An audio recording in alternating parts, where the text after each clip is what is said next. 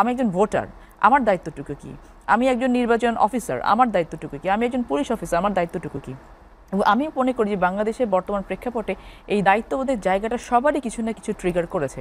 বাংলাদেশের মুক্তিযুদ্ধের পর থেকে এই পর্যন্ত একটা সত্য স্ট্যাবলিশ হয়েছে যে বাংলাদেশের যে পলিটিক্যাল কালচার, এই পলিটিক্যাল কালচারে কোনো পলিটিক্যাল পার্টির অধীনে নির্বাচনটা আসলে গ্রহণযোগ্য হয়নি, এখন পর্যন্ত হয়নি। এটা স্ট্যাবলিশড হয়ে গেছে।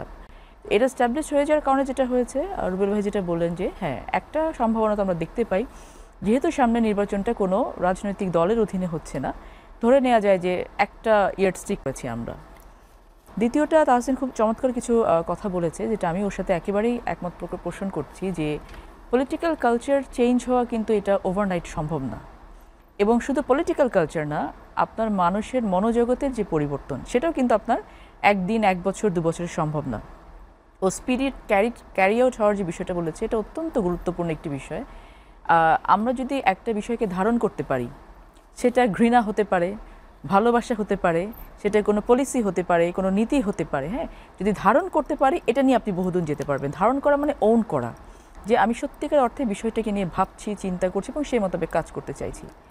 তো আমাদের বর্তমানে যে রেজিম, একটি ট্রানজিশন পিরিয়ড আমরা আছি, যে মাফিয়াতন্ত্র চলে গেছে, গণতন্ত্র এখনও আসেনি, একটা ট্রানজিশনে আছি। সো এই ট্রানজিশনটাকে স্মুথ করার জন্য দেশের একেবারে তৃণমূল থেকে শুরু করে স্টেট পার্সন যিনি থাকবেন হাইয়েস্ট লেভেলের, এই প্রতিটা সেক্টরের মানুষের কোঅপারেশন ছাড়া এটা সম্ভব না।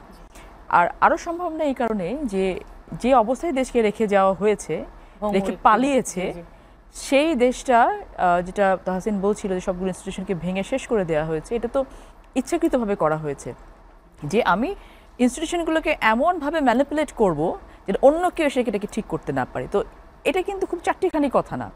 যারাই এগুলো নিয়ে কাজ করবেন তাদের জন্য খুব বেগ পেতে হবে, এবং ওই তখন জিনিসকে ধারণ করতে হবে। ধারণ করাটা কি, যে you have to have some backbones, এবং এই ব্যাকবোনটা নিয়ে সোজা হয়ে দাঁড়িয়ে থেকে সত্যকে সত্য বলতে হবে, মিথ্যাকে মিথ্যা, ন্যায়কে ন্যায়, অন্যায়কে অন্যায়।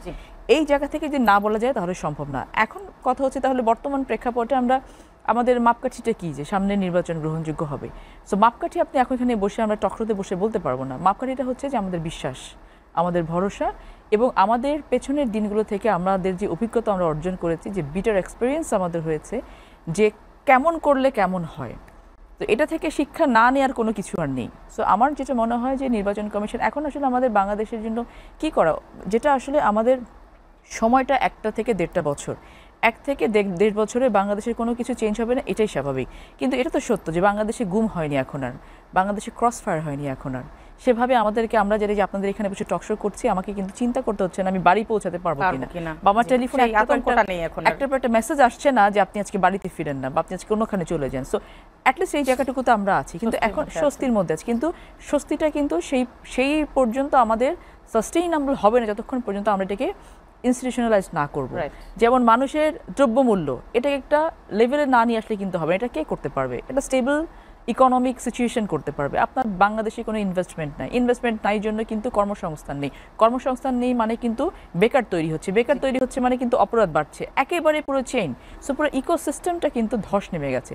সো ইকোসিস্টেমকে ধস নেমে যাওয়ার জন্য তাহলে আমাদের কী করে, আমরা সবাই হাই করছি, প্রয়োজনটা কি? প্রয়োজন হচ্ছে আমাদের সঠিক পথে আসা।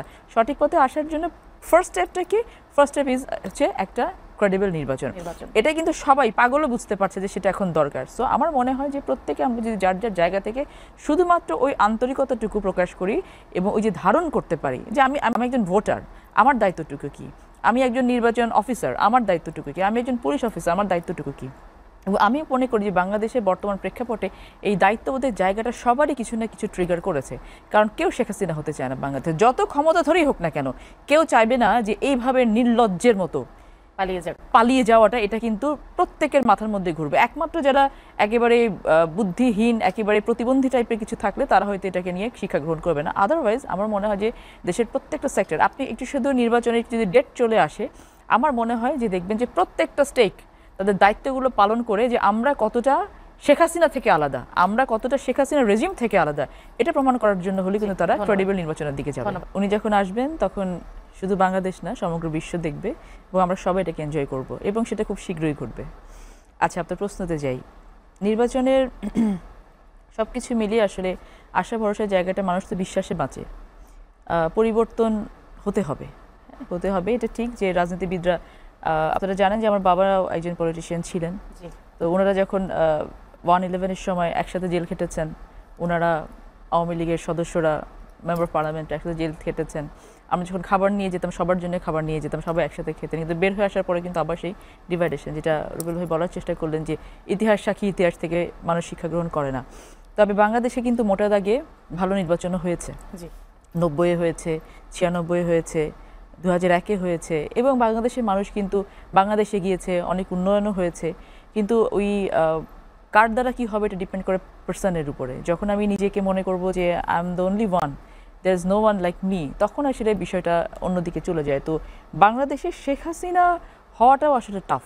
হ্যাঁ, তার মতো আমি তাকে স্যাডিস্ট বলবো, আমি তাকে সাইকোপ্যাথ বলবো, আমি তাকে আর অনেক কিছু বলতে পারি। হ্যাঁ, তো এই ধরনের মানুষগুলো আসলে বাংলাদেশে আর জন্ম নেবে বলে আমি বিশ্বাস করতে চাই না। আমি এটা বিশ্বাস করতে চাই যে পরিবর্তনের বাতাসটা শুরু হোক, এবং আমরা এটা সবাই খুব আন্তরিকভাবে চাইছি। এবং আমাদের ভারপ্রাপ্ত চেয়ারম্যান তারেক রহমান, উনি গত দুদিন ধরে দুটো ইন্টারভিউ আপনারা দেখেছেন, ফাইন্যান্সিয়াল টাইমসে অনেক একটা প্রিন্টেড ইন্টারভিউ এসছে। তো এখানে মনে করার কোনো কারণ নেই, উনি কিন্তু একজন খুব কোনো একটা দলের নেতা হিসেবে কথা বলেছেন বলে আমার মনে হয় না। মনে হচ্ছে উনি বাংলাদেশের সাধারণ জনগণকে রিপ্রেজেন্ট করছেন। আমাদের হওয়া উচিত, আমরা যে সেটা মনে করি। রাজনীতি কিন্তু খুব কঠিন কিছু না। রুবেল ভাই যেটা বলেছেন যে লাস্ট 15টা বছর রাজনীতি আসলেও রাজনীতিবিদদের হাতে ছিল না, রাজনীতিটা চলে গিয়েছিল মাফিয়াদের হাতে। সো পলিটিক্সটা যদি পলিটিশিয়ানদের হাতে ফিরে আসে, আমি 100% আশাবাদী যে বাংলাদেশ একটা ট্র্যাকে ফিরতে বাধ্য। কারণ আপনার খুব খারাপ যখন হয় তখন বোঝা যায় এরপরে ভালো কিছু হবে। যদি সকালের আগে যেমন অন্ধকারটা হয়, আমার মনে হয় যে অন্ধকারটা হয়ে গেছে, এখন আমরা সকালের দিকে তাকাতে পারি, এবং আমাদের সকলকে আন্তরিকতা নিয়ে কাজটা করতে হবে। যদি পারি, ইনশাআল্লাহ আমি মনে করি যে একটি ক্রেডিবল নির্বাচনের মধ্য দিয়ে যে সরকারি ক্ষমতায় আসুক না কেন, দুটি কথা কেউ না কেউ বলবেই, ডাজন্ট ম্যাটার, কিন্তু যারাই আসুক না কেন আমরা সকল মিলে তাদেরকে সহযোগিতা করব। সহযোগিতা করে দেশটাকে দাঁড় করাতে হবে। দেশ না বাঁচলে আমার ভবিষ্যৎ বংশধর বাঁচবেন, আমার মেয়ে বাঁচবে।